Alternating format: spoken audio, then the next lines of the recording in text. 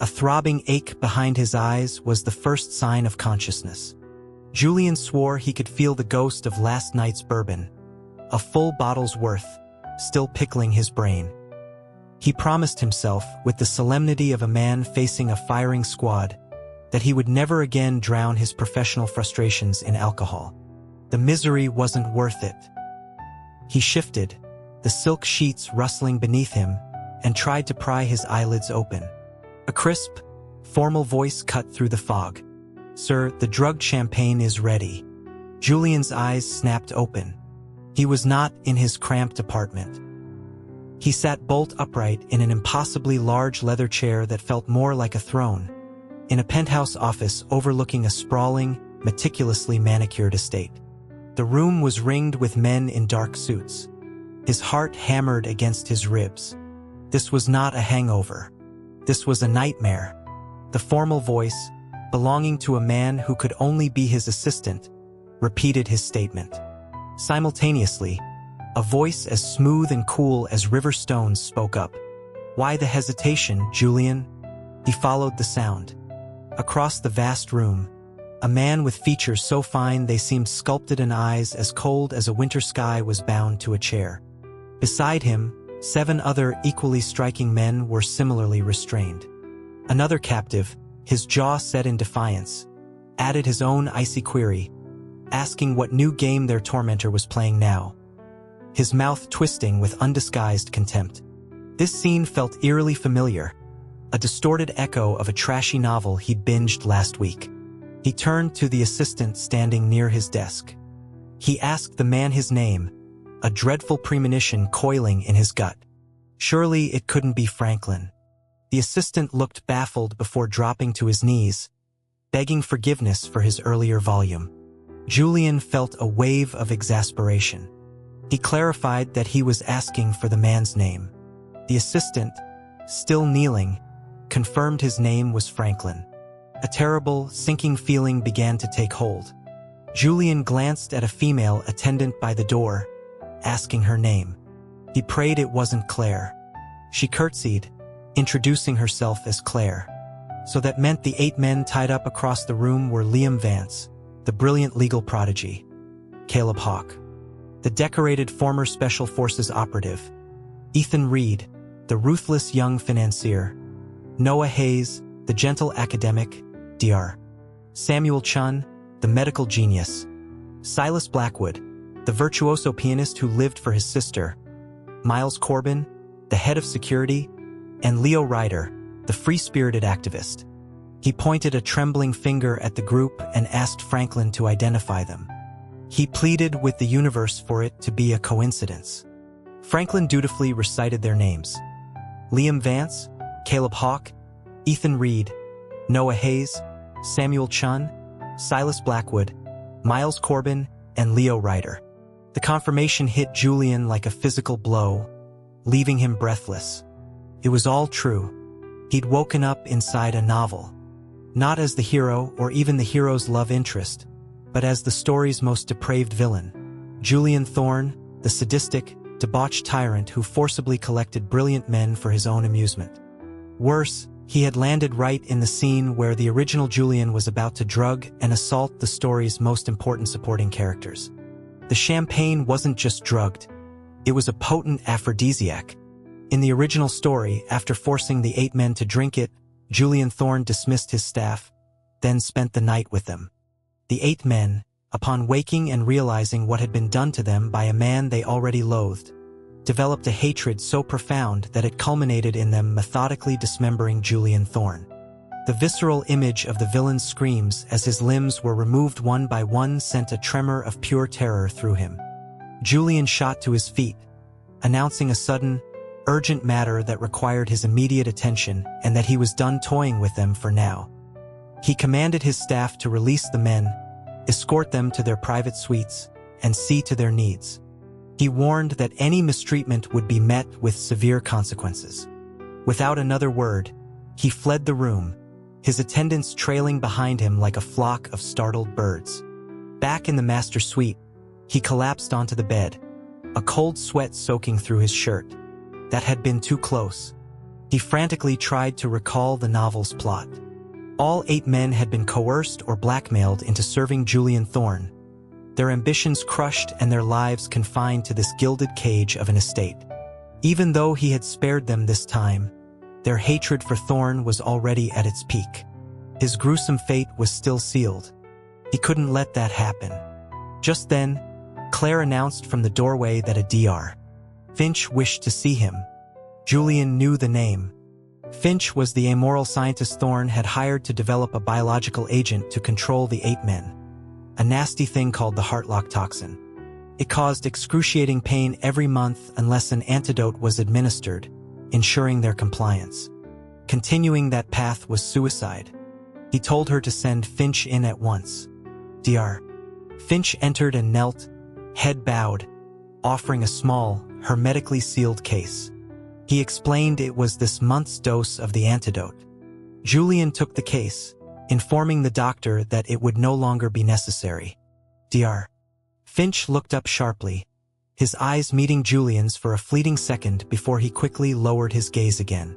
The novel had described Finch as handsome in a severe way. If not for his utility to Thorne, he might have ended up a captive himself. His current fearful posture suggested he was terrified of that very possibility. Julian offered a small, hopefully reassuring smile. He explained that he had no ulterior motives. The monthly antidote was simply too tedious. He wanted a permanent cure. Once the toxin was neutralized in all 8 men, Finch would be free to leave. The scientist was stunned. He stared for a long moment before an expression of overwhelming relief washed over his face. He thanked Julian profusely, promising to begin work on the cure immediately. The novel mentioned the permanent cure was incredibly complex, requiring hundreds of rare biological samples. Yet, for the chance to escape Julian Thorne's orbit, Finch agreed without hesitation, a testament to how universally despised the original Julian was. However, the doctor then stammered that there was a complication with one ingredient. Julian urged him to speak freely. Finch explained that the original toxin had used the patriarch's blood as a unique biological key. A permanent cure would require a significant amount of the same blood to synthesize. Without a second thought, Julian waved a hand dismissively. He told Finch to take as much as he needed whenever he needed it. A little blood was a small price to pay for his life. Finch nodded, promising to do as commanded. Julian clapped him on the shoulder, telling him the sooner the better and that he had faith in him. Finch flinched slightly at the contact, his gaze unreadable for a moment before he bowed and left. A paranoid flicker of suspicion crossed Julian's mind, a feeling that Finch meant him harm, but he dismissed it as a side effect of inhabiting a body whose owner had made enemies of everyone. After Finch left, Julian considered his options. The cure would take time, but the men's animosity wouldn't just vanish. He had to do something proactive. He summoned Franklin, giving him a list of tasks to perform off the estate, emphasizing the need for speed and discretion. Franklin bowed, assuring him it would be handled perfectly. With that underway, Julian decided to visit Liam Vance first. He was the most rational of the 8, the one person he might be able to have a calm conversation with. He found Liam in his suite's library, engrossed in a legal text. Liam didn't look up when the door opened, his voice flat as he asked what Julian wanted. Julian approached tentatively, his tone placating. He just wanted to check in. Liam's hand paused as it turned a page. He slowly raised his head, his expression a mask of indifference, and suggested that since Julian had now seen him, he could leave. Ignoring the dismissal, Julian closed the door and walked further into the room, asking if there was anything Liam needed. He could have anything he wanted sent over immediately. Liam watched him for a long, silent moment, his gaze sharp and analytical. He observed quietly that Julian seemed different. Julian's palms grew damp. He tried to appear casual, questioning if he really seemed different, before forcing himself to sit opposite the legal prodigy. He had come to discuss his father's case. Liam's face hardened, his eyes turning dangerously sharp. He asked if Julian intended to use his father's case to coerce him again. Julian remembered the backstory. Liam had become a lawyer solely to clear his adoptive father's name. The man, knowing he was being framed, had disowned Liam to protect him. Liam had fought his way through law school, only to be noticed by Julian Thorne, who saw his desperation as a tool. Thorne had suppressed the case, offering to reopen it in exchange for Liam's submission. Liam refused. Now, Julian's words sounded like the same old threat. Though he had to admit Liam was exceptionally handsome, especially his full lips which looked surprisingly soft, Julian was entirely straight. He waved his hands frantically, his voice cracking with earnestness as he insisted it was a misunderstanding. He genuinely wanted to help clear his father's name. He fumbled inside his jacket, pulling out a file folder. He explained he had brought the case files. However, when he opened the folder, the document on top was not a legal brief. It was a graphic illustration of two men entwined. His blood ran cold. He had no idea why Thorne would keep something like that tucked away with sensitive legal documents. Now he had 10 mouths and couldn't explain this away. The silence in the room became suffocating. Liam's gaze shifted from the image to Julian's face, a slow, mocking smile spreading across his lips. His words were left unspoken, but Julian felt the murderous intent radiating from him. He shot up, clumsily trying to close the folder, insisting it was a mistake, that he had grabbed the wrong file. In his panic, his legs felt like jelly. He tripped over something unseen and pitched forward, directly at Liam. Instinctively, Liam reached out to catch him. But the original Julian Thorne's body was large and solidly built, whereas Liam was lean and wiry. Julian's full weight crashed into him, sending them both tumbling. They were so close Julian could see the amber flecks in Liam's wide, startled eyes, reflecting his own panicked face. And their lips were pressed firmly together. The faint, clean scent of pine filled his senses. Julian had a nervous habit of licking his lips when anxious. He did so now, a fleeting, unintentional touch that sent a jolt through him. His soul nearly left his body. He scrambled off Liam, wiping his mouth frantically, apologizing profusely. He wasn't trying to do that. Their eyes met, and a hot blush flooded his face. He repeated his apologies, swearing it wasn't on purpose. He promised to come back tomorrow, that he would have someone reinvestigate his father's case, that he wasn't lying. With that, he turned and fled, his movements clumsy and uncoordinated. He ran straight into the doorframe on his way out. Just as he stumbled into the hall, Liam's voice, quiet but clear, stopped him. "You're not Julian Thorne." He froze. He insisted, who else could he be? Just then, the sound of urgent footsteps approached. Franklin appeared, announcing an emergency out of the West Coast Division. Julian felt a surge of relief. He told Franklin he was coming, then turned back to Liam, repeating his promise to see his father's name cleared. He caught one last glimpse of Liam's face. His lips were pressed into a thin line, his expression dark and inscrutable. If he wasn't mistaken, he had just stolen the man's first kiss. Liam's desire to kill him had probably intensified tenfold. This was a complete disaster. In the command center, a security officer knelt, reporting a major environmental disaster in Havenwood. Julian took the offered tablet, his fingertips cold. In the novel, this disaster was an act of corporate sabotage, but the author, wanting to paint Thorne as a monster, never revealed the true culprit. Thorne, seeing Havenwood as insignificant, ignored the crisis and eventually ordered the area sanitized by fire to contain the fallout, resulting in no survivors. Havenwood was Caleb Hawke's hometown. He had been raised by the community, and his childhood friends and former military comrades were all there.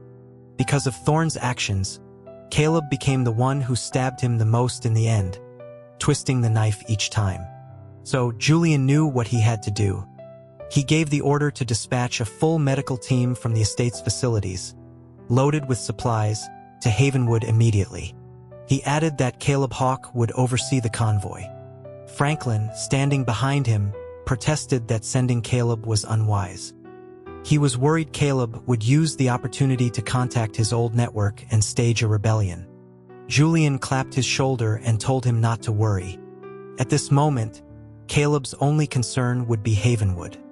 The more pressing issue was earning some goodwill from Caleb before he left. Caleb preferred solitude, so there were no guards outside his suite. Julian entered quietly. Caleb wasn't in the main living area. As Julian turned to leave, he heard a sound from the ensuite bathroom. He walked toward it, calling out.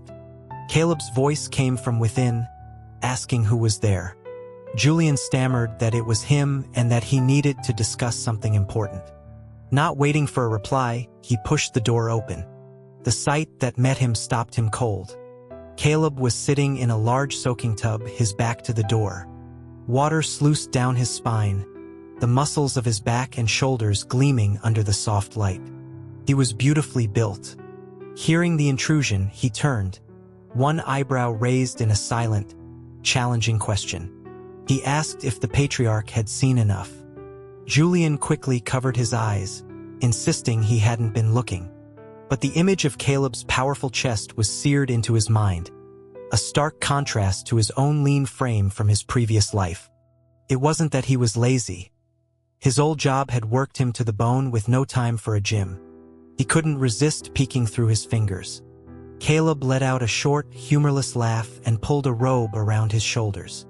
His tone was dismissive as he told Julian to state his business. Julian finally remembered why he was there. He told Caleb about the disaster in Havenwood and that he was sending him to lead the relief effort. Caleb's laugh was cold. He questioned if Julian wasn't afraid he'd use the opportunity to organize a revolt. Julian countered, asking if he would. Caleb stared at him, a flicker of something unreadable in his eyes before a smile that didn't reach them touched his lips. He dared Julian to find out. Julian shook his head, stating with confidence that Caleb wouldn't. Not because he couldn't, but because it was beneath him. His personal vendetta wouldn't lead him to betray his principles. Julian then moved toward him, reaching into his pocket for the all-access CR card he'd brought, a symbol of his complete authority and trust. In the book, Havenwood was doomed, and relief efforts failed against the machinations of the plot. To survive, Julian had to save the town. This card would give Caleb unlimited resources to overcome any obstacle. To gain his trust, he had to go all in. He began to explain what it was, but his foot slipped on a wet patch of tile. He had found the loose sleeves of his borrowed robe cumbersome and had Franklin tie them back, a decision that now proved disastrous. His hand, holding the card, was caught in the fabric. He couldn't get it out to break his fall. He flailed, bracing for a painful impact with the floor. He was surprised when Caleb caught him. But Caleb, caught off balance, also stepped on the water. They went down together in a tangle of limbs, and Julian's lips landed squarely on Caleb's. He froze in terror. Caleb was not as composed as Liam. There was no easy way to explain this. As he was frantically trying to think of something to say, Caleb's voice rumbled from beneath him, asking if he was done kissing him yet and telling him to get up. Julian realized his mouth was still pressed against Caleb's and scrambled back, trying to pull him up from the floor. But his foot slipped again. It was happening so often he was starting to think he was doing it on purpose, even though he wasn't. As he started to fall a second time, he twisted his body in a desperate, graceless maneuver, slamming into the nearby bathtub instead. A heavy, decorative sword Caleb kept on a stand nearby was dislodged, and it came crashing down on the back of his head. There was a loud clang, his vision exploded with stars, and then everything went black. When he woke, daylight streamed into the room. A sharp pain radiated from the back of his head. He reached up and felt a thick bandage. Claire rushed to his side, her voice filled with relief, exclaiming that he was finally awake. He pushed himself into a sitting position, asking what time it was. Claire told him it was mid-morning. He nodded, realizing he'd been out for a while. Then Claire burst into tears, explaining how worried she'd been. The patriarch had been unconscious for 3 whole days. 3 days? He asked urgently where Caleb was. Claire informed him that Caleb had been locked in the estate's detention cell, awaiting the patriarch's judgment. This was a terrible misunderstanding. His head throbbed even more fiercely. He ordered his clothes brought to him. He was going to the cell. In the stark, underground room, Caleb was suspended by chains, his shirt in tatters from a whipping, fresh blood mapping the muscles of his back. When Julian entered, Caleb's expression remained impassive. He asked sarcastically if the patriarch had come to administer the punishment himself. He then sneered, calling Julian's methods impressive. It was clear Caleb thought this was all a calculated plot. Knowing the original Julian's manipulative nature, it was a logical conclusion. Thorne would have dangled the Havenwood mission as bait, then manufactured this incident to force Caleb to submit to his demands. But Julian had no such intentions. Getting knocked out was a genuine, humiliating accident. He turned to the guards and yelled, asking who had authorized this abuse. He ordered them to release Caleb at once. The guards, pale with fear, fumbled with the locks. Freed from the chains, Caleb's legs buckled. Julian moved to support him, but Caleb pulled away. Julian didn't press the issue, his eyes filled with concern. He asked if Caleb was still able to travel to Havenwood. Caleb looked at him, his brow furrowed in confusion, asking what he meant.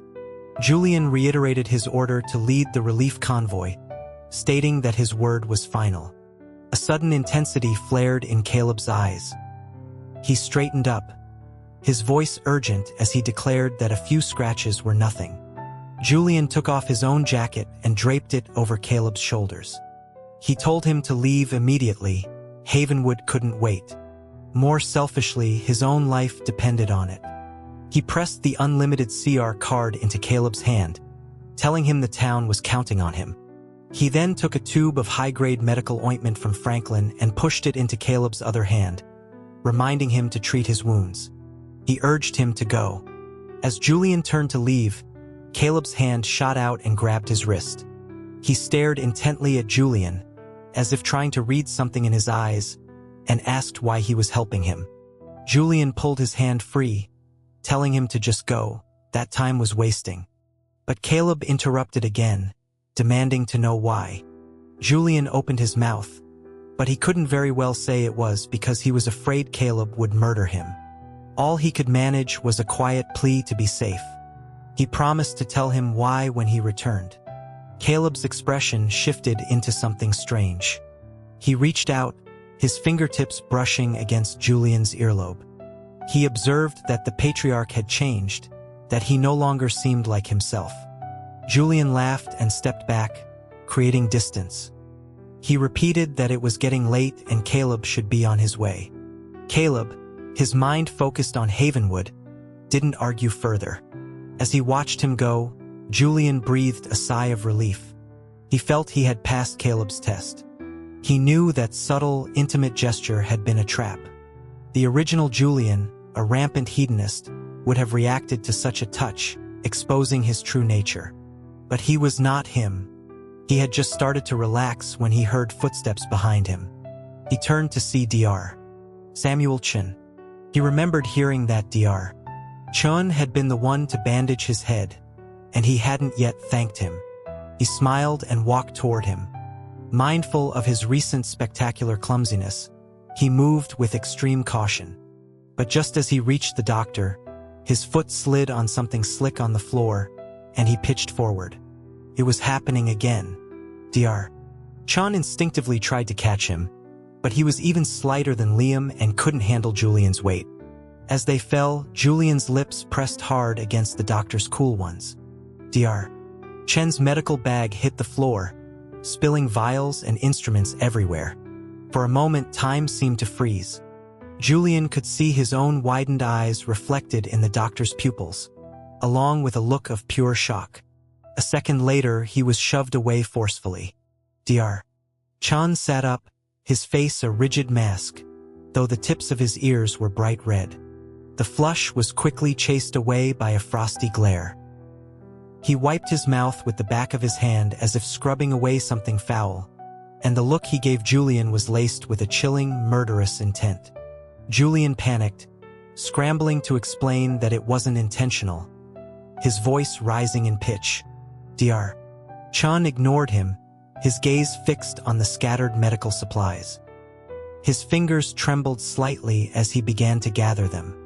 Julian reached out to help, but the doctor flinched away, announcing his departure.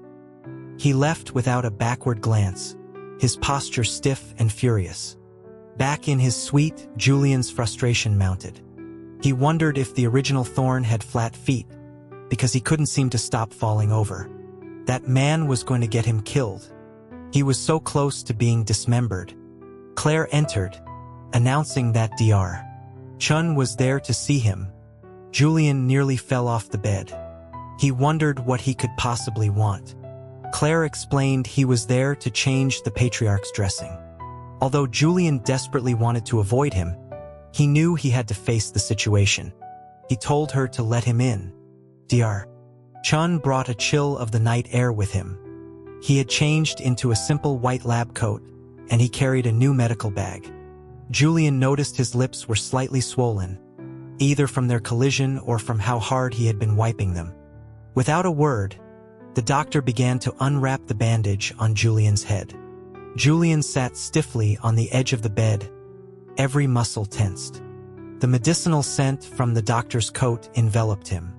He closed his eyes as he felt fingers gently unwrapping the gauze. The wound, exposed to the air, sent a sharp sting of pain through him, and he hissed. He heard from Franklin and Claire that he had a massive gash on his head, and he'd thought they were exaggerating. The searing pain now told him they weren't. Dr. Chun spoke suddenly, his voice softer than it had been during the day, telling him not to move. Julian froze, not daring to twitch. The doctor's fingertips, cool with ointment, dabbed at the injury. The proximity was unsettling. He could almost hear the steady, controlled beat of the other man's heart. The doctor paused his work and observed that His Highness was different today compared to how he usually was. Every single one of them was remarkably perceptive. They had all noticed he was different. Julian's own heart leaped into his throat. He asked what the doctor meant. Dr. Chun remarked with a faint, wry smile that in the past, an injury like this would have resulted in at least 2 dismissals. This time, however, he hadn't lashed out at anyone. The novel had described Dr. Chun as the most fearless of the 8, never hesitating to speak his mind. He was certainly living up to that description. The medical bag clicked shut. Julian looked up and met his inquisitive gaze. In the lamplight, his eyes were dark pools, deep and unreadable, making Julian feel increasingly nervous. But the doctor seemed uninterested in pressing the point. He stood and took a step back, stating that if there was nothing else, he would take his leave. Julian felt a wave of relief, but some impulse made him call out for him to wait. As Dr. Chun looked back in question, Julian stammered that today's incident had been an accident, and that he hadn't meant to offend him. Dr. Chen's expression was remote. He replied that he wouldn't dare feel offended, then bowed and left, his back as straight as a bamboo stalk. Julian collapsed back onto the bed, burying his face in the pillows with a groan. He couldn't even blame the doctor for not believing him. He barely believed it himself. He used to watch shows where the clumsy female lead was always tripping, and he'd found it contrived. Now he understood. He felt a deep, newfound sympathy for anyone with balance issues. The next morning's board meeting went smoother than expected. His proposals for handling the Havenwood disaster were received as brilliant strategies. Even Liam Vance gave him a few looks of grudging respect. Only Julian knew he was just applying basic principles of modern public health and crisis management. After the meeting, Franklin asked if he was returning to his quarters. Julian shook his head, saying he needed a walk. As he passed by the medical wing, he heard the sound of an argument. He followed the voices and found several young men from the medical staff shoving Dr. Chun. One of them sneered that someone who had sold his body for favor didn't belong in their facility. Another added crude jokes about Dr. Chen's talents being in his hips. They made lewd comments about his appearance, saying he looked good enough to eat. One voice warned the others to be careful, reminding them that Dr. Chen was one of the patriarch's men. The loudest one laughed it off, boasting that his father was the head of the entire medical division and that he had nothing to fear. Franklin shot Julian a worried glance before his expression hardened. He was about to step forward and shout at them, but Julian stopped him. The group turned and saw him, their faces instantly draining of color, especially the braggart. They stammered out a greeting. Julian walked toward them, hands clasped behind his back. He told them to look at him. They raised their heads, their eyes darting around nervously. He made a sound of disgust, remarking on how unpleasant they looked. He then smiled, a chilling, humorless expression, and asked what great accomplishments they had to their names to justify such arrogance. He pointed out that they had none, so they had no right to denigrate Dr. Chen. He added that even if they were to strip naked in front of him, he wouldn't spare them a glance, so their confidence in their own judgment was baffling. He turned to Franklin and ordered them all dragged out for 50 lashes each. He then announced that, effective immediately, Dr. Samuel Chen was appointed the new head of the medical division. Franklin immediately acknowledged the order. The young men were too terrified to even protest. A lashing was a light punishment from the famously merciless Julian Thorne. Julian walked to Dr. Chen and held out a hand, telling him to rise.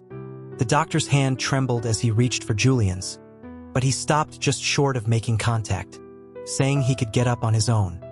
Once on his feet, he stated that he was unworthy of the promotion.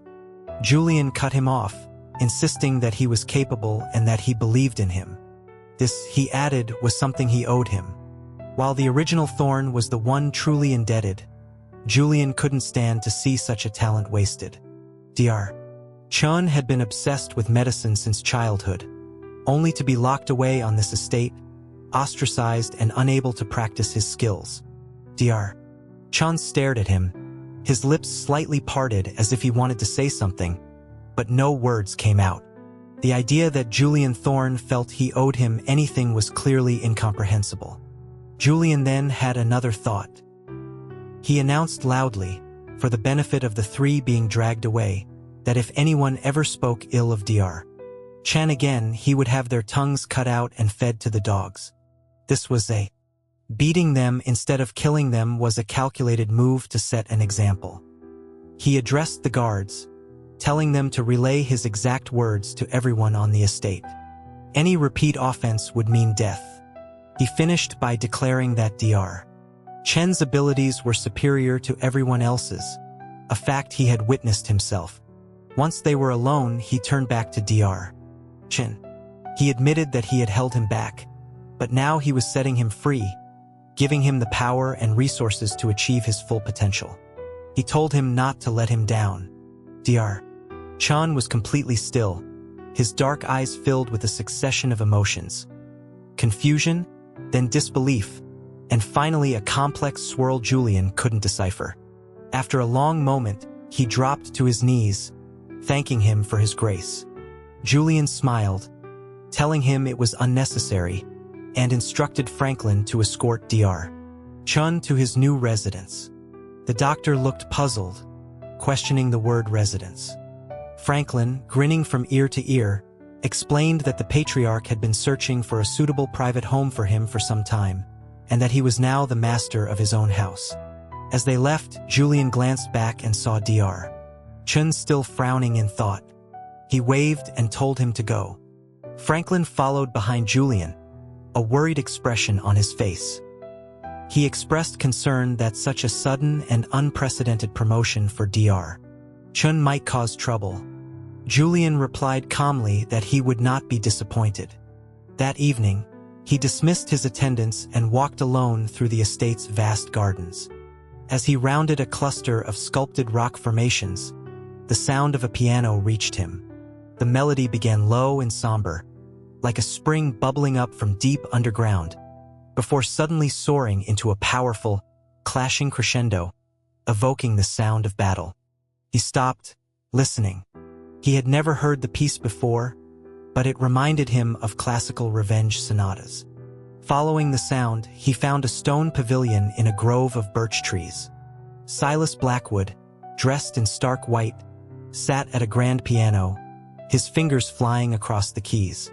The autumn wind swirled leaves around him, but they seemed to veer away just before touching his clothes, as if afraid to mar his ethereal presence. In the novel, this was a pivotal scene. Silas intentionally played a piece the original Julian hated, hoping to provoke a punishment. He would then feign weakness to elicit sympathy from Leo Ryder, who also couldn't sleep, and manipulate the naive young man into helping him avenge his sister. It was the beginning of their alliance. The music stopped abruptly. Silas looked up, his gaze as sharp as frosted glass, but it quickly softened into his usual frail demeanor. He apologized for disturbing the patriarch. As he spoke, he deliberately struck a dissonant chord, a jarring sound that sent a nearby flock of birds scattering. The original Julian loathed noise. Julian walked over, smiling, and told him it was well played. Silas's fingers froze on the keys. He had likely anticipated rage, not a placid compliment. Not to be deterred, he struck another, even louder chord, asking if the patriarch didn't find the music distasteful. Julian sat on a nearby stone bench, assuring him he did not. On the contrary, he found it had a certain defiant strength. Silas's voice took on a subtly mocking tone as he remarked on the patriarch's unexpected knowledge of music. He asked if this piano held a special meaning for him.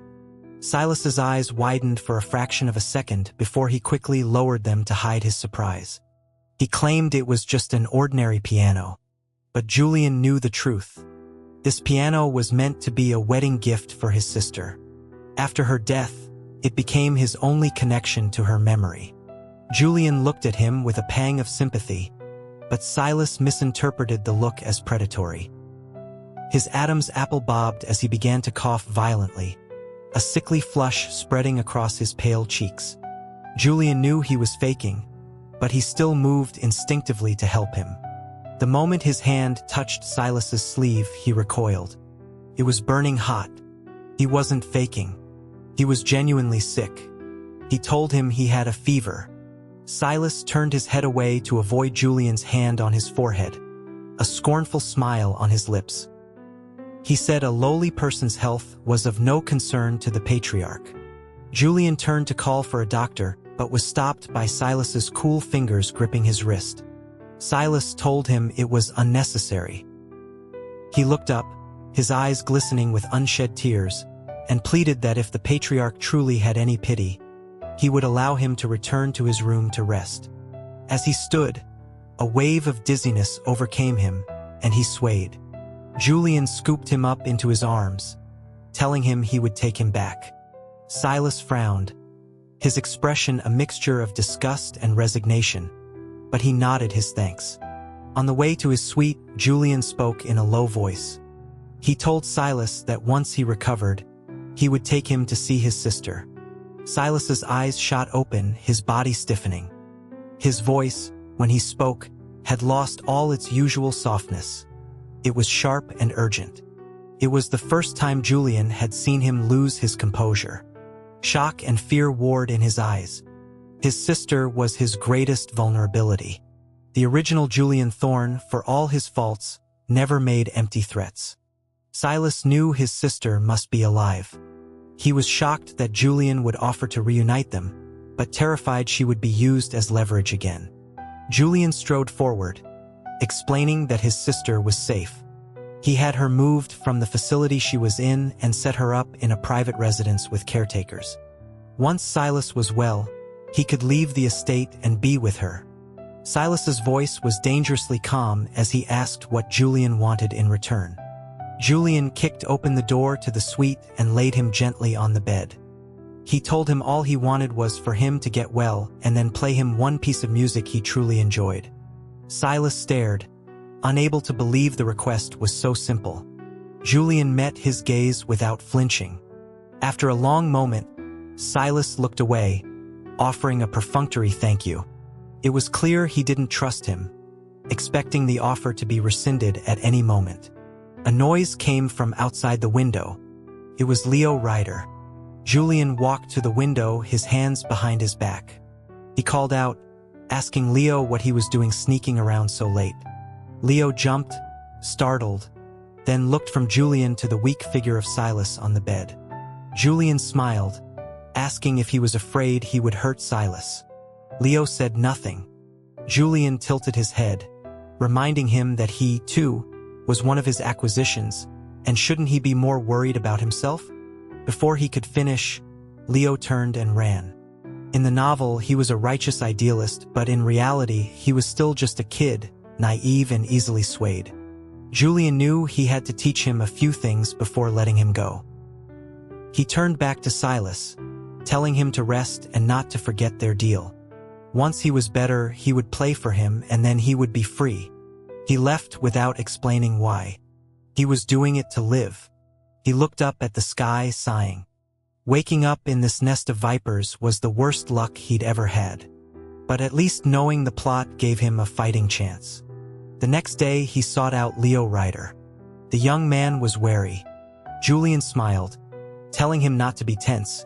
He just wanted to let him know he could leave the estate in a few days.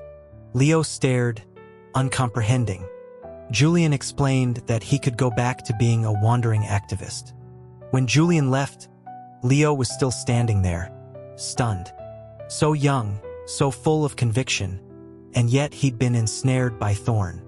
It was a good thing Julian had shown up when he did. After the morning meeting, Franklin rushed in, announcing a breakthrough in the old Vance case. Julian practically ran to Liam's suite. He found him organizing old books.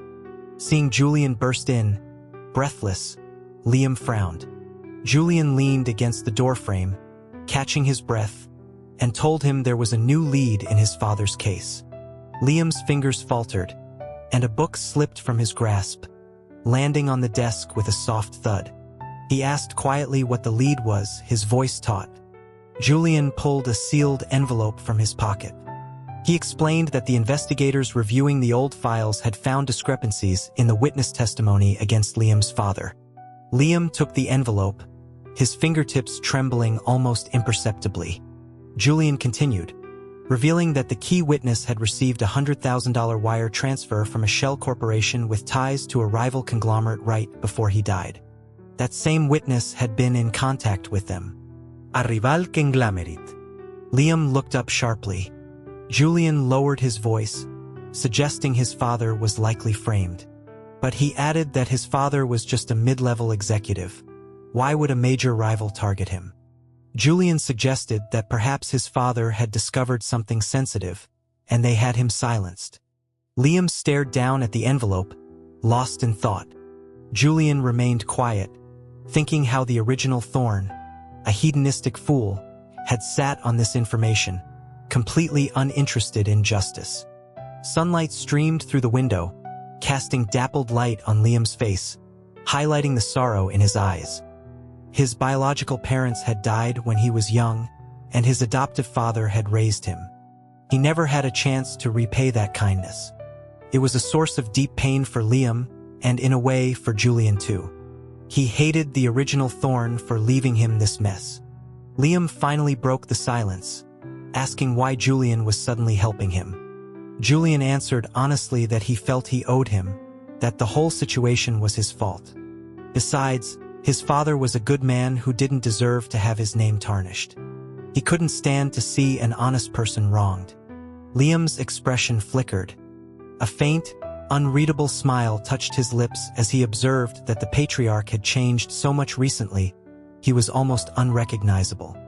Julian felt a pang of anxiety, looking away as he mumbled a denial. As he was leaving, Liam, for the first time, walked him to the door. The night breeze billowed his robes, making him seem solitary. He asked suddenly why the patriarch was always frowning. Julian froze, subconsciously touching his brow. The matter of Miles Corbin was a constant source of stress. He hesitated before asking if Liam and Miles were on good terms. Liam's gaze sharpened. He replied that they were acquainted. Julian pressed on, asking what Miles liked.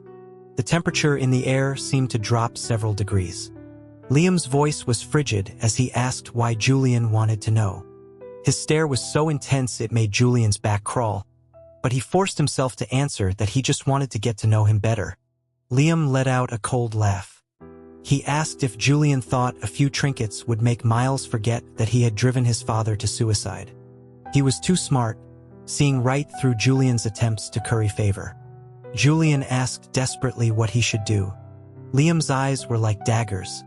He said that what Miles would like is to watch the blood of his enemy drip away, drop by drop.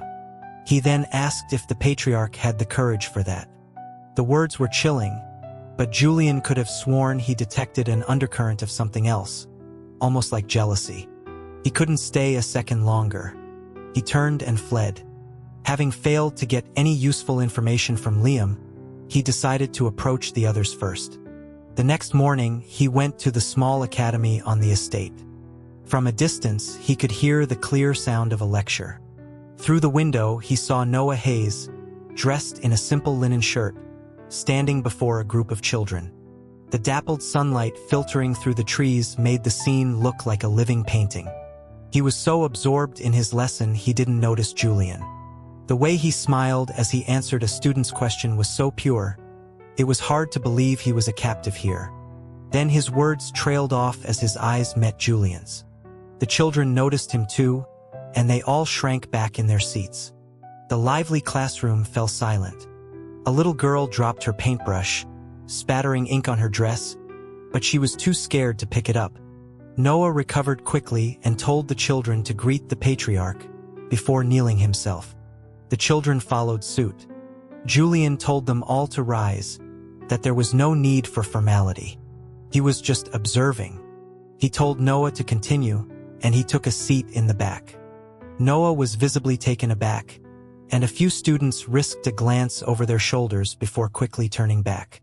Noah, ever the professional, regained his composure and began the day's lesson, quoting a passage about how heaven bestows great responsibility upon those who have first endured hardship. He asked if anyone knew what it meant. The room was silent. Julian realized the children were terrified of him. On an impulse, he raised his hand and said it meant that great accomplishments required suffering. Noah nodded, agreeing with his interpretation. All the small heads swiveled around to stare at Julian, their eyes wide with surprise. A little girl in the front row asked why the patriarch had never suffered. It was an innocent but loaded question. Noah's eyes widened with alarm, and he looked ready to kneel again. But Julian just smiled and said it was because he was a bad person. His frank admission seemed to surprise Noah, whose pupils dilated slightly. The tense atmosphere in the room began to ease. The children, now emboldened, surrounded him, playfully accusing him of being a villain. He laughed and admitted to all their charges. The class became lively again, and Noah, unable to get a word in, watched from the side with a complex, unreadable expression. At the end of the lesson, a boisterous little boy ran up to him and asked if he would come back tomorrow. The other children echoed his question, their bright eyes fixed on him. Julian's heart melted. He told them he would if he had time, but only if they promised to be good for their teacher. They all nodded enthusiastically. Then another asked if he would give them piggyback rides. Soon, a dozen children were clamoring for one. Julian nearly slid off his chair at the thought of the back pain. Noah intervened, announcing it was time for lunch and that there was fried chicken in the dining hall. The children scattered in an instant.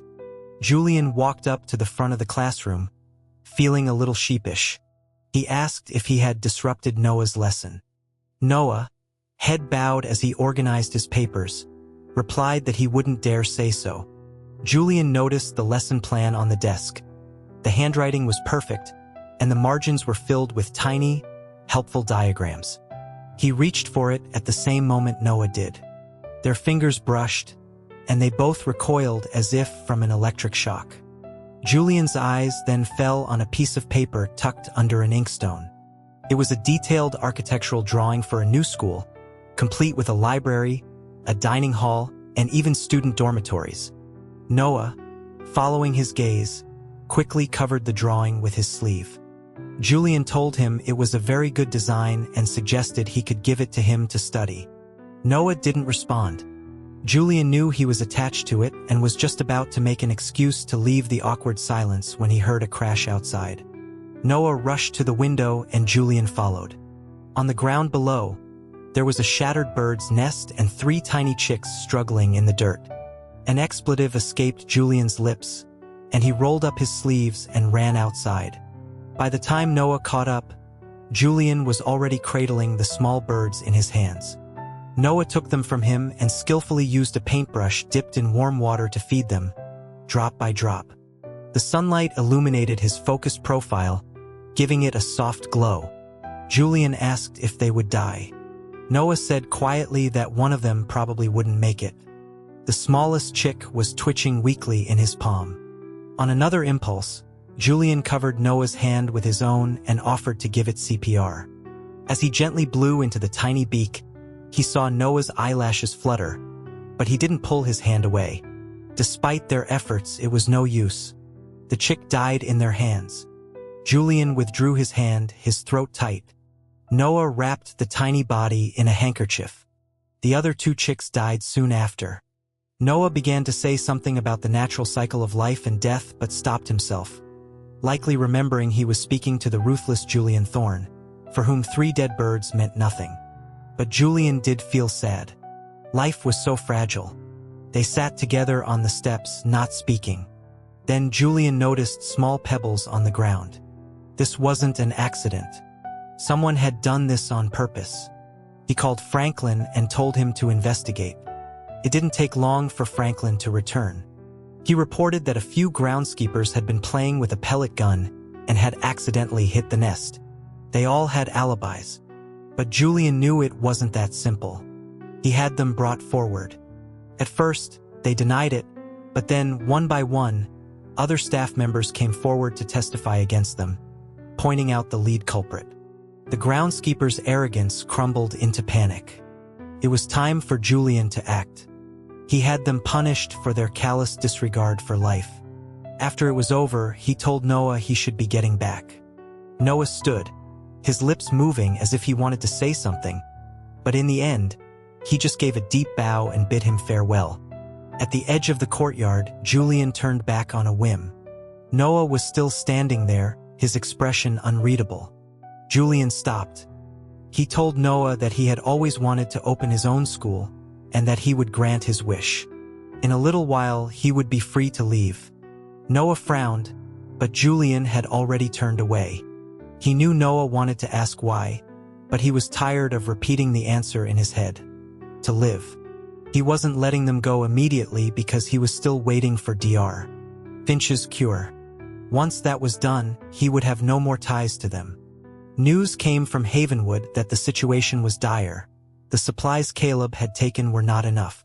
Without hesitation, Julian sent another massive shipment of medical aid. The courier reported that when Caleb heard more aid had arrived, he just stood by the trucks for a long time, speechless. Julian then sent food and supplements, along with a message for Caleb to use whatever he needed, that he would provide more, and that as long as he was in charge, Havenwood would be safe. This time, Caleb sent a letter back. Contained only 4 words. "Thank you, Your Highness." Julian hoped this meant Caleb no longer hated him. Liam Vance's attitude towards him had also softened considerably. That evening, Julian went to see Ethan Reed. He asked for his opinion on a matter concerning their international shipping logistics. Ethan looked up slowly, a flicker of surprise in his eyes. The original Julian never discussed business with him.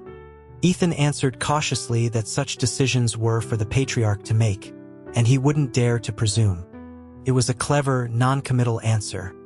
Julian told him that the next day he would be given full autonomy over the Reed Financial Group's overseas ventures. Ethan's pupils dilated, and he swallowed hard. He told the patriarch not to joke. Julian looked at him seriously, assuring him he was not joking, that his word was his bond. The next morning, Julian stood at the main gate of the estate as Ethan prepared to leave. He smiled and told him to come back soon, that he had something important to discuss with him. When Ethan returned 3 days later, he came to see Julian immediately. Julian asked how it went. Ethan nodded, saying it went very well, and thanked him for the opportunity. Julian waved it off, saying it was Ethan's own competence that had convinced him. Then he looked him in the eye and said he wanted to overhaul their entire international operations, and he asked if Ethan would be willing to lead the project. In the novel, Ethan had schemed for 3 years to get this position. Now that it was being handed to him, he was suspicious. He asked why Julian had chosen him. His voice was quiet, but laced with an anxious energy. Julian replied that everyone else was corrupt, and Ethan was the only one he could trust. Ethan was stunned.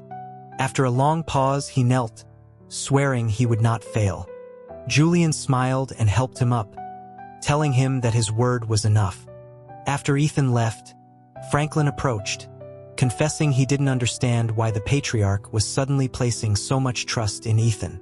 Julian rubbed his temples, explaining that it was simple. He was trying to survive, and the only way to get these men to lower their defenses was to give them what they valued most. The one who now worried him the most was Miles Corbin. He was the only one from the novel that Julian felt he had no way of handling. After all, the original Thorn had directly caused his father's death. When Thorn had tried to force Miles into his collection, his father, having only one son, had begged for his release. Thorn refused. Unable to bear the shame, Miles's father had hanged himself. But Julian couldn't give up. He knelt on the cold stone floor of the Corbin family's private memorial, his forehead pressed to the ground. The chill of the marble seeped into his bones. A voice like a shard of ice came from behind him, asking what he was doing there. It was Miles. Julian pushed himself up, his knees aching. The candlelight flickered across Miles's sharply defined features, making his piercing eyes seem even more intense. Julian said softly that he was atoning. Miles let out a cold laugh. The sheathed blade at his hip glinted in the light. He asked if a few pathetic gestures would bring his father back, telling him not to bother. Julian admitted it couldn't, as he looked up at the memorial plaque. But he insisted he still had to kneel. Miles's gaze fell on Julian's bandaged wrist and hardened. He sneered, accusing him of self-pity. Julian shook his head and used the memorial altar to pull himself to his feet, staggering slightly from the pain in his knees. Miles instinctively reached out to steady him but stopped his hand mid-air, clenching it into a fist at his side. As Julian left, Miles's voice followed him, cold and final. He told him not to come back. The debt for his father's life could never be repaid. Julian smiled sadly. He knew this one would be difficult.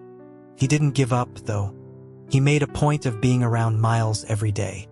One day he would bring him his favorite food, the next a rare vintage of scotch, the day after he would help him with his training routines. One morning, he arrived early and ran into Liam Vance. They both looked at each other, then at Julian. He offered a cheerful greeting and went about his self-appointed task of cleaning the training equipment. The two men exchanged a look, then both stared at him. When Liam left, he offered a cold laugh and a sarcastic comment on the patriarch's new hobby. His tone was strangely sharp. Even Miles was looking at him differently, his usual cold indifference replaced by a look of probing curiosity. On the day the delegation from the rival conglomerate arrived, the entire estate was decorated for a formal reception. Julian sat at the head of the table, doing his best to project an air of authority. The doors opened, and 20 shirtless men entered. They were all tall, with lean, muscular bodies that gleamed under the chandeliers. As the music began, they moved in a sinuous, coordinated dance. The lead dancer spun and knelt before Julian, picking up a grape from a fruit platter and holding it between his lips. His voice was a low, husky murmur as he invited the patriarch to taste their sweet fruit. Julian stared into his eyes and, as if in a trance, leaned forward. Just as he was about to take the grape, A sharp cough came from his side.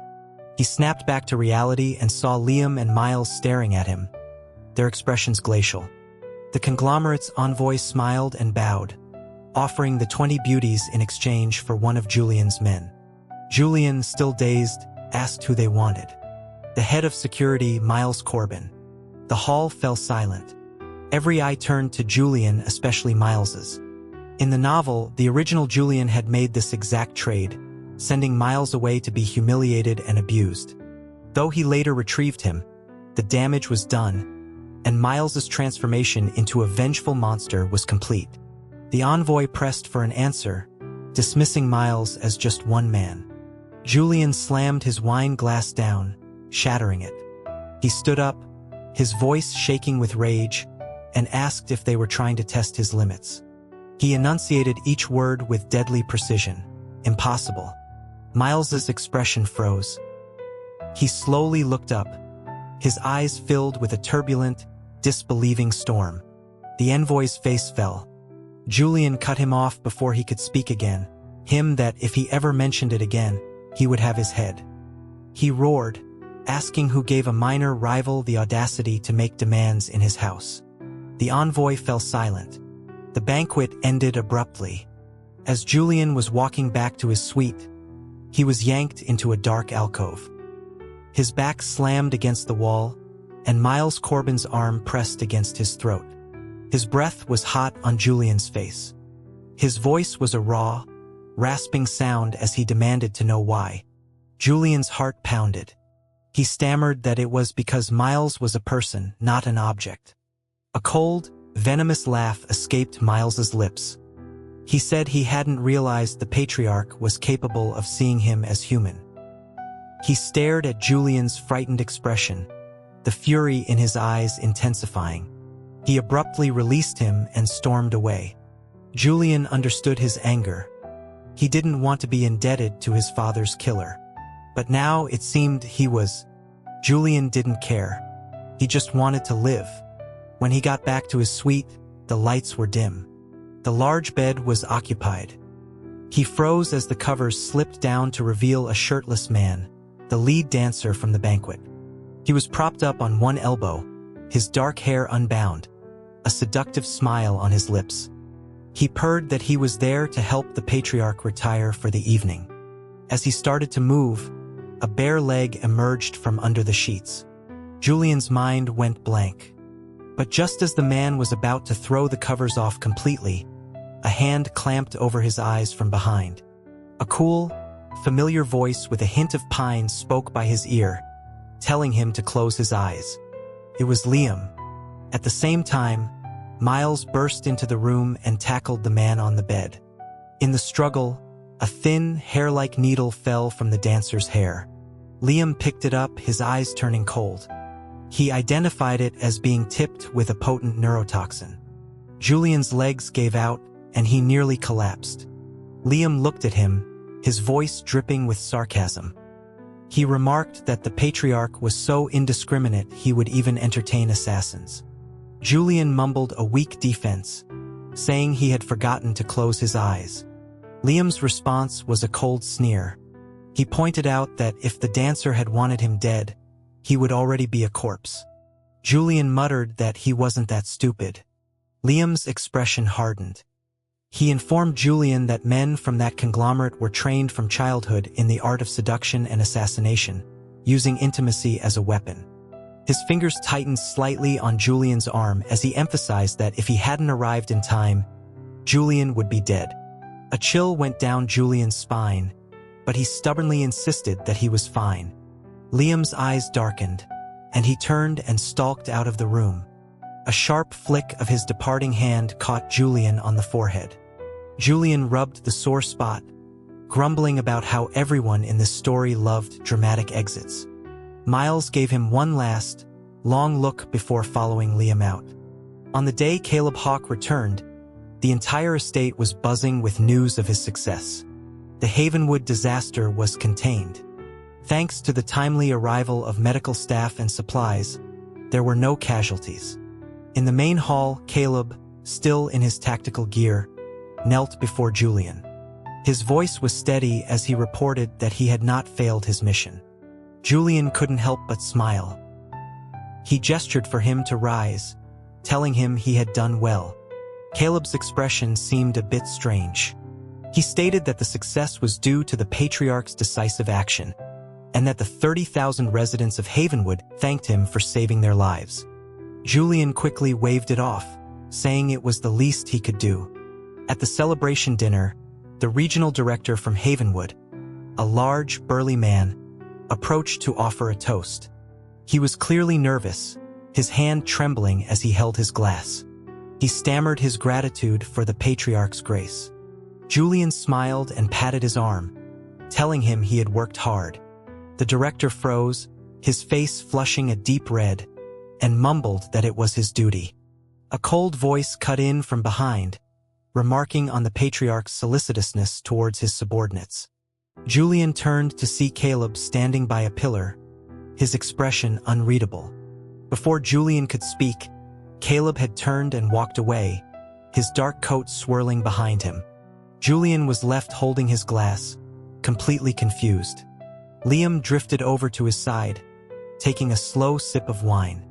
He asked if the patriarch knew what soldiers considered the greatest taboo. Julian admitted he didn't. Liam explained that it was being touched on the right arm by a stranger. His gaze was meaningful. That was their sword arm, the arm they used to fight and defend. To have it touched by an outsider was a sign of disrespect. But for it to be touched by a loved one was a sign of affection. Julian's hand twitched, nearly dropping his glass. He had just patted the regional director's right arm. He stammered that he hadn't known. Liam's gaze shifted to Caleb, who was now drinking alone across the room. He mentioned that Caleb had been on the battlefield since he was 13, and that Julian had just touched his right arm in front of everyone. His anger was understandable. He had messed up again. After the dinner, Julian found himself wandering toward Caleb's suite. The lights were on, and he could hear the sound of running water. He gathered his courage and knocked. He called out to Caleb, saying he needed to talk. The door opened. Caleb stood there in a loose robe, his hair still wet, the collar open to reveal a fresh scar on his collarbone. Julian's throat went tight. He saw he was injured. He reached out to touch the scar, then remembered himself and pulled his hand back. He looked down at his feet, mumbling an apology for what had happened earlier, saying he hadn't meant anything by it. Caleb's tone was cool as he asked why he felt the need to explain. He turned and walked back into the room. Julian followed, trying to explain that he didn't know about the custom and that he was sorry. Before he could finish, he tripped on a rug and stumbled forward. Caleb turned and caught him. Their breaths mingled. Julian could smell the faint scent of antiseptic mixed with alcohol on him. Caleb's voice was a low growl as he asked what Julian really wanted. Julian wanted to say he was there to apologize, that he shouldn't have touched his or the director's arm. But looking up into Caleb's intense, dark eyes, his mind went blank. In the end, he said nothing. Caleb pushed him out of the room. Surviving was so hard. When the rival conglomerate had demanded Miles, Julian knew they must have already approached him, hoping to use his hatred for Thorn to incite a rebellion. But Miles's father had been a man of integrity. Such a betrayal would have dishonored his memory. With both their plans thwarted, the conglomerate grew desperate. They decided to assassinate Miles. An arrow flew from the shadows. Miles dodged it. A volley followed, and he evaded them as well. But he couldn't see the hidden crossbowman. Just as a bolt was about to strike him in the back, Julian threw himself in front of him. The projectile pierced his shoulder with excruciating force. Miles froze, staring at the arrow protruding from Julian's shoulder, his eyes swirling with an emotion Julian couldn't name. He caught Julian as he fell, demanding to know why. The pain was making Julian's vision swim, but he managed a weak smile. He told him he owed him this. Thank God for his knowledge of the plot. Now he could leverage this debt to ensure his own safety. He woke up to find Miles sitting on the floor by his bed, looking haggard. Julian whispered his name. Miles's head snapped up. Dr. Chun rushed into the room, followed by all the others. Julian took a deep breath, making his voice sound as weak as possible. He assured them he was fine. Then he launched into a fit of coughing, playing the part of the frail, self-sacrificing victim. The way they looked at him had changed. He inwardly rejoiced. He was finally going to live.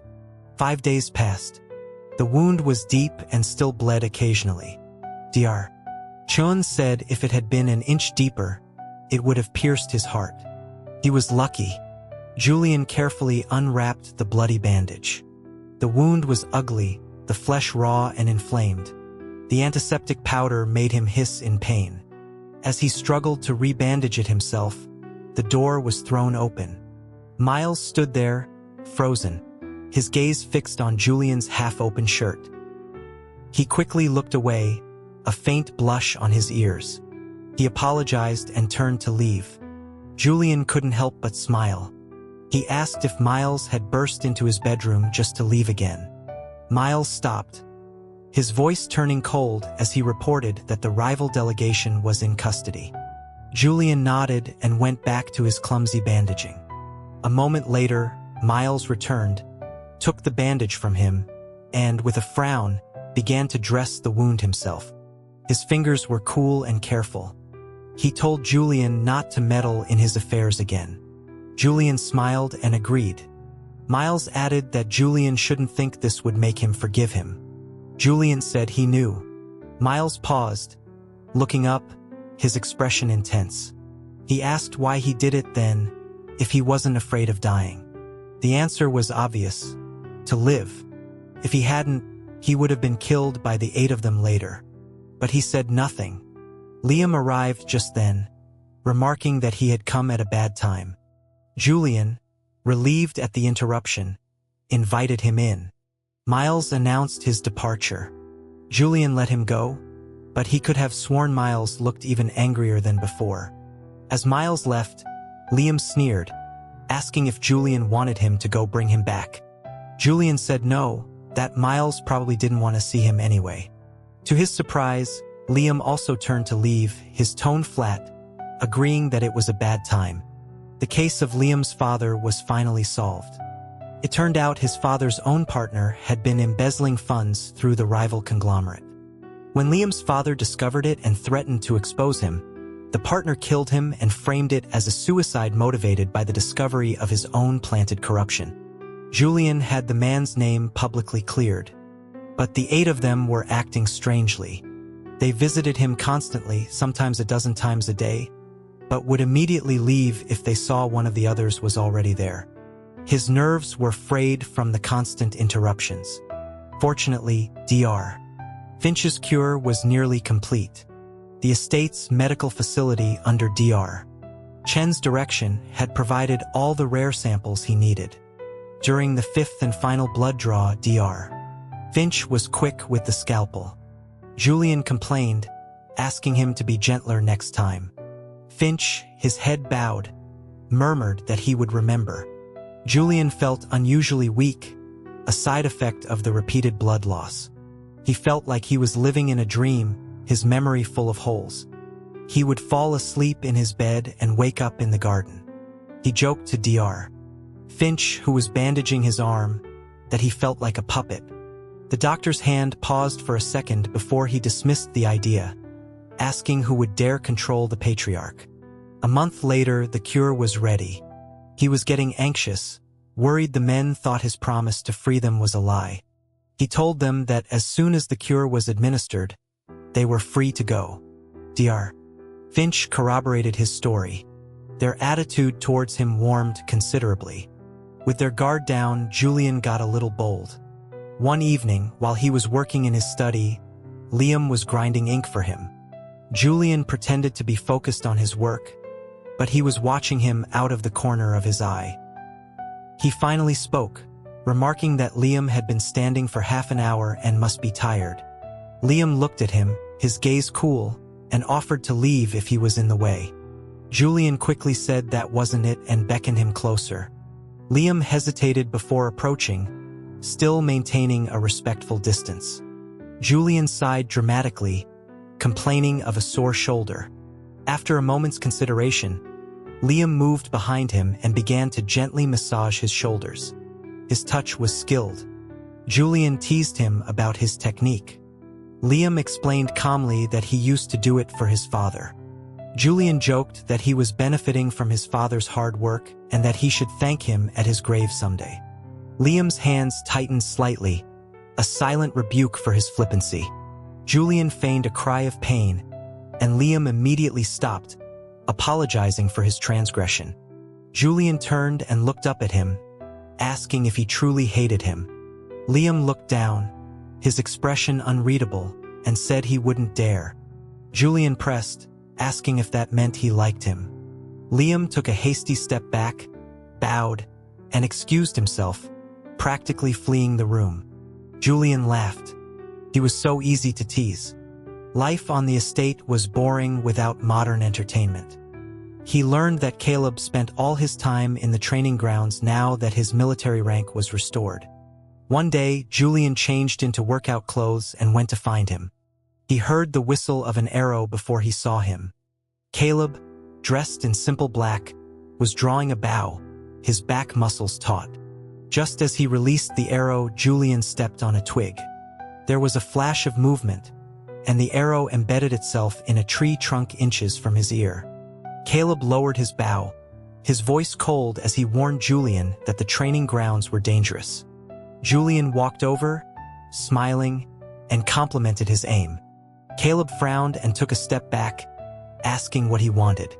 Julian said he wanted to learn archery and reached for the bow, his fingers brushing Caleb's hand. Caleb dropped the bow as if it were hot. As Julian bent to pick it up, he felt Caleb's warm breath on the back of his neck. He was suddenly pinned between Caleb and the archery target. Caleb's voice was husky as he told Julian his bow was heavy. Julian turned, his nose almost touching Caleb's chin. Caleb stepped back, his gaze averted, saying Julian wouldn't be able to draw it. It sounded like a challenge. Julian grabbed his shirt and pulled him closer, saying they should try. Caleb's eyes widened. Julian took the opportunity to grab the bow, but Caleb's hand covered his. He pulled Julian in front of him, his chest pressed against Julian's back, his hand guiding Julian's to draw the string. He whispered by his ear that this was how one should be taught. The bow creaked under the tension. Julian, enveloped in Caleb's presence, felt his voice tremble as he asked if this counted as insubordination. Caleb laughed softly, reminding him that he had started it. The arrow flew, and Julian's knees went weak. Caleb caught him, and he fled the training grounds with a beet-red face. He ran right into Miles, who was standing at the corner of a corridor.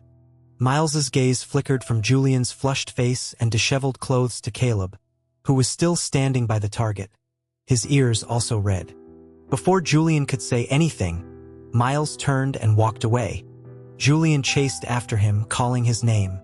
Miles stopped but didn't turn around, his voice like ice as he asked what he wanted. Julian stammered that he had just been learning archery with Caleb. Miles remarked caustically that he hoped he had enjoyed himself. The tone was all wrong. Julian moved closer, but Miles recoiled, telling him to maintain his distance, and then left. He turned and saw Silas, who just stared at him. Before Julian could speak, Silas also walked away. Julian followed, asking how his sister was. Silas replied curtly that she was fine.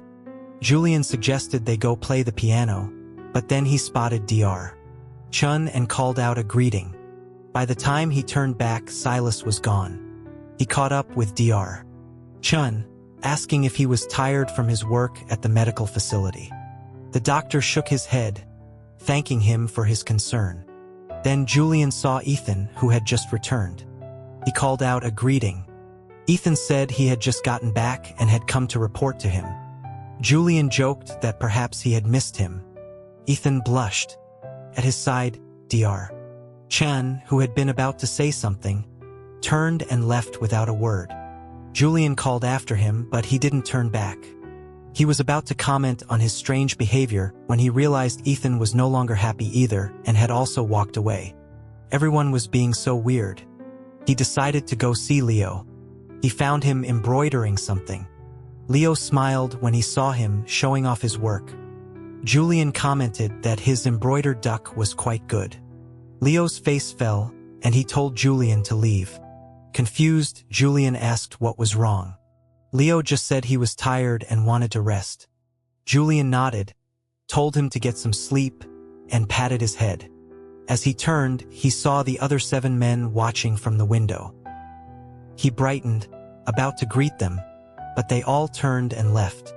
After that, none of the 8 would speak to him, and he had no idea why. Days passed. Then Franklin announced that Dr. Finch requested his presence, that the cure was finally ready. Julian ran to the laboratory. Dr. Finch stood before a bubbling vat, a small silver knife in his hand, a sinister smile on his face. He told Julian it was the last time, that the cure was almost complete. In his excitement, Julian didn't notice the doctor's menacing expression and held out his arm. Just as the blade touched his skin, a thought struck him. He asked if the doctor was sure it would work. Dr. Finch's eyes narrowed as he asked if Julian doubted him. Julian backtracked, saying he didn't, but told him to put the knife down. A familiar, cold voice commanded from behind him. He spun around to see all 8 men standing in the doorway, their eyes fixed on Dr. Finch. The doctor's hand trembled, and the knife sliced Julian's wrist. Blood welled up instantly. He cried out in pain. The 8 men shouted in unison for Finch to release the patriarch. Dr. Finch erupted in laughter, yanking Julian in front of him as a shield. His voice was shrill as he asked them if they had forgotten how he had humiliated them. Julian was confused by his sudden madness.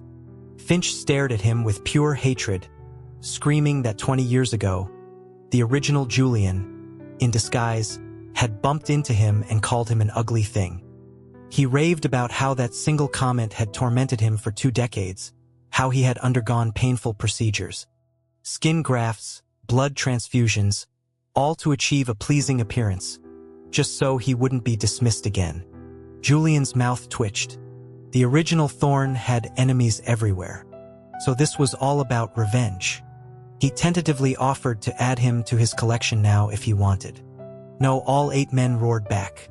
Julian wondered if they were trying to get him killed. But Dr. Finch also refused, cackling that it was too late.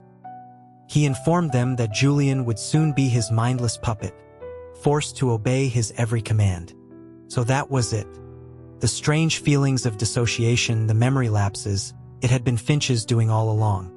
In the ensuing chaos, Caleb's sword was at Finch's throat, Miles's blade at his back. Liam pulled Julian to safety while the others formed a protective wall around him. Julian was so touched he could have cried. Dr. Chun whispered that he shouldn't worry. The final stage of the puppet-making process required inserting a mother parasite into Julian's bloodstream.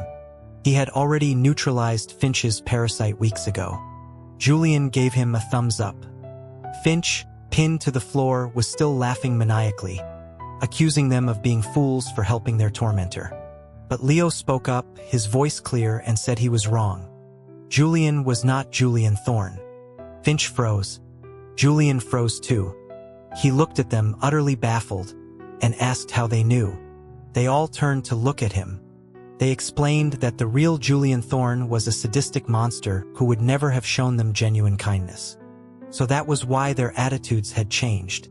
He thought he had won them over, but they had figured it out long ago. They were truly good men, not willing to punish an innocent person. Finch screamed that he didn't believe it, that they had been deceived. He spat that without him, they would never get the cure and were doomed to die. Julian sighed and knelt beside him. He asked if Finch really thought he didn't know the formula. The doctor's smile faltered. Julian began to recite the complex formula from the novel from memory. With each ingredient he named, the color drained from Finch's face. Finally, he looked at Dr. Qian and told him to get the Qingthir Tsuping blue porcelain vase from the third shelf of the medicine cabinet. Dr. Chun retrieved it.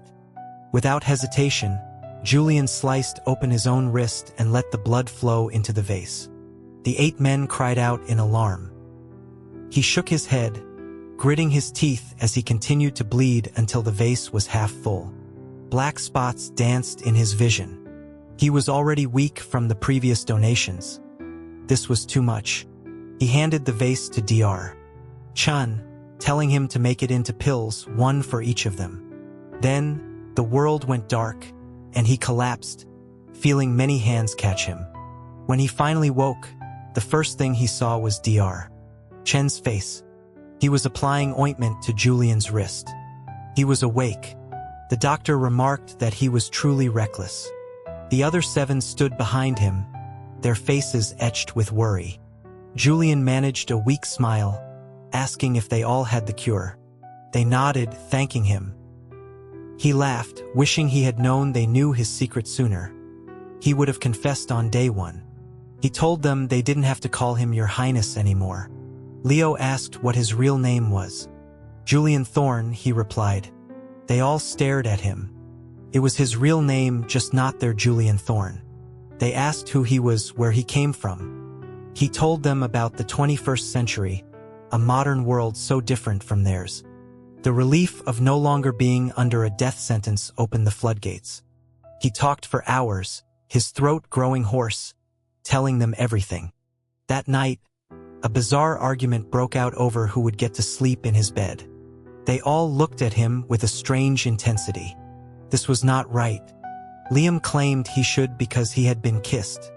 Caleb countered that he had also been kissed. Dr. Chun added that he had been kissed too. The other 5 looked at each other. Silas, Ethan, and Noah declared they had not been kissed. Leo remained silent. The unkissed trio turned on him, shocked that he had been kissed. Leo protested, saying he hadn't been, which made the other 3 feel slightly better. The 3 who had been kissed looked smug for a moment before the other 5 physically ejected them from the room. The remaining 5 stared at him like a pack of wolves. Julian shrank against the wall. Thankfully, they eventually, reluctantly, left him in peace. Surviving this ordeal was the most incredible thing that had ever happened to him. But he was still destined to die. Dr. Finch, before his capture, had already set his final plan in motion. He had betrayed the estate to the rival conglomerate, letting their agents inside. Julian found himself a prisoner, tied to the top of the estate's main tower. The wind whipped around him, making him spin like a top until he felt sick. He looked down at the sea of hostile forces below, and in the distance he saw them. Liam, Caleb, Miles, Noah, Ethan, Samuel, Silas, and Leo. They hadn't abandoned him. It was worth it. All his efforts had not been in vain. He had made 8 friends. Leo was the first to charge forward, only to be driven back by a hail of tranquilizer darts. He roared for them to release Julian. The rival CEO, holding him, sneered, yanking his hair. He called down, taunting them about how devoted his men were. Julian hissed in pain but forced a smile, shouting back that they hated him, that it was all an act. The CEO ignored him and yelled to the men below that if they were willing to take their own lives, he would let Julian go. 8 voices shouted back their consent, without a moment's hesitation. A tremor went through Julian. He struggled against his bonds, shouting for them not to. 8 lives for his 1? It wasn't worth it. But they were already raising their own weapons to their throats. He screamed for them to stop, his voice cracking. He had finally paid back his debt to them. He didn't want to owe them again. The wind scoured his face. He suddenly laughed. He told them not to worry, that when he died, he would just go home. He looked at each of them, memorizing their faces. But if they died, they would be gone forever. He would be going home, but he would never see them again. At least they would all be alive. He told them to live well. Using a knot untying technique he had learned, he freed himself from the ropes. Before anyone could react, He threw himself from the tower. He heard their horrified screams of his name over the rushing wind. The fall seemed to last an eternity, long enough for him to reflect. He had tried to win them over to survive, but over time he had come to care for them. In his original world, he had been abandoned by his parents. The grandfather who took him in had ill intentions, and he had to run away and turn him in at the age of 5. He grew up in an orphanage, was nearly sold for his organs by a foster family, and had learned never to trust anyone. He had worked tirelessly just to afford a tiny, unfinished apartment. That world had no one who loved him. Here, though they hated him at first, they had come to care for him. He was content with that. These few months felt like a lifetime. He was going to miss them. Then impact and a final crushing pain. He woke up in a hospital. Rain streaked the window. The smell of antiseptic filled the air, and a heart monitor beeped steadily. A nurse came in, her face lighting up with surprise. The patient was awake. He asked how long he'd been asleep, his throat raw. Only 3 days. He stared at his hands. The scars from all the blood draws should have been there. But his skin was smooth. Had it all been a dream? It had felt so real. After his discharge, he went back to his empty apartment and sat on the floor. He was alone again. He found himself terrified of the solitude. At least in that world, he had people. Now he had no one. He drank several bottles of cheap bourbon and collapsed on the floor, wishing he could go back. As his vision blurred, he thought he saw shadows moving toward him. 8 of them. He laughed drunkenly. It was a dream, but a very vivid one this time. He could even see their faces clearly. 8 figures knelt before him in unison. "Welcome back, Your Highness." Then they all rushed forward, hugging him, crying with relief. He realized it was real. He was back. But it seemed they had all fallen for him, and their advances were overwhelming. They all demanded to know who he would choose. A single thought formed in his mind, and he tapped his head, smiling to himself. Why choose at all?